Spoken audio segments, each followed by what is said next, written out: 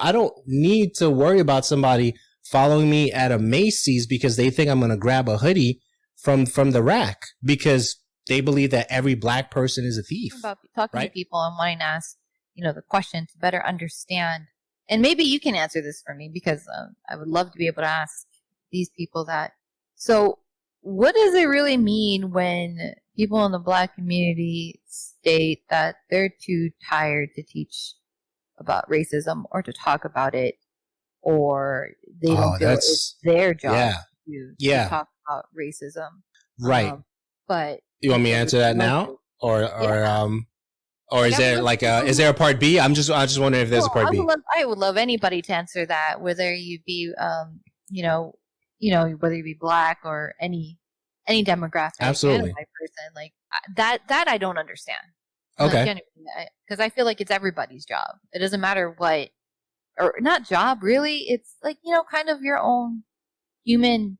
So here's the thing, right? Whenever somebody's polarizing in the community, I always wonder why they're polarizing, and I'm always intrigued about that, right?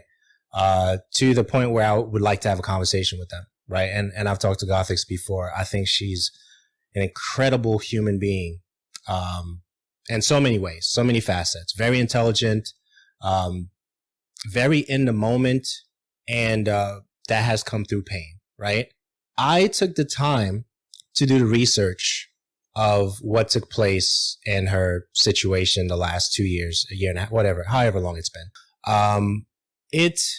After a while, when something has happened to you, okay, so just setting the stage on that a little bit, if someone really wants to know what took place, they can do that work because I am tired of doing that work. You understand what I'm saying? Like through the hurt, through the pain, through the people that said they were with me, not with me, through the people that says, I'm over the top or I'm not, through the people who said I'm trash, I'm tired. Just Google it. That's that, right? So now we're magnifying that with, slavery and all those different things, right? From generational, what we know about, great parents, right? If we follow that line, right? And then all the way down to my personal experiences about being pulled over, growing up in Brooklyn, New York, being followed in stores, being pulled over for no reason at all, right? And everybody looks at you different. They talk to you different, right? Oh, you speak well. Well, why shouldn't I speak well? I went to school just like you did, right? All those things compounded to whenever you look at me, I'm always less than, right? You don't assume that I know about stocks. You don't assume that I know about history. You don't assume that I know anything about anything. You just assume, like I posted earlier today, that I hold a controller in my hand. I know nothing about marketing. I know nothing about social media. I know nothing about business development. Right? So you just make all these assumptions, but you assume always that the white person always know about these things, right? Right?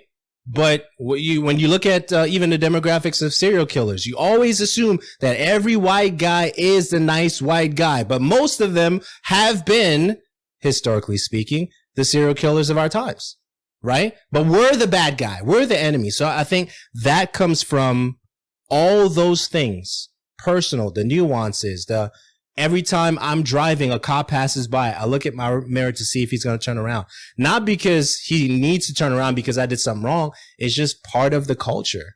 Because sometimes they just turn around to pull you over for no reason. Why is it not the case this time? And again, I've mentioned before, where in my case, I've been pretty blessed. Most cop encounters, they either let me go or they argue with me without putting me in their car.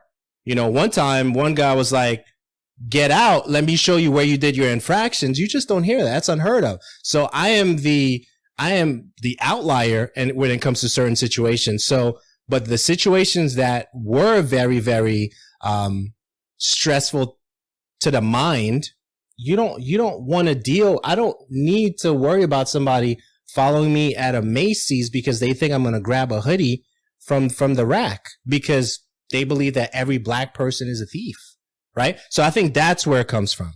Compounded with all the different situations about, your brother, or your sister or your cousin who's a guy or your other cousins who are guys and they wild out, but they're making a bad example of what this demographic should look like, right? So then you have all these different situations in your family, and then you have to go deal with the world. And then you're like, I got to teach you what we go through too?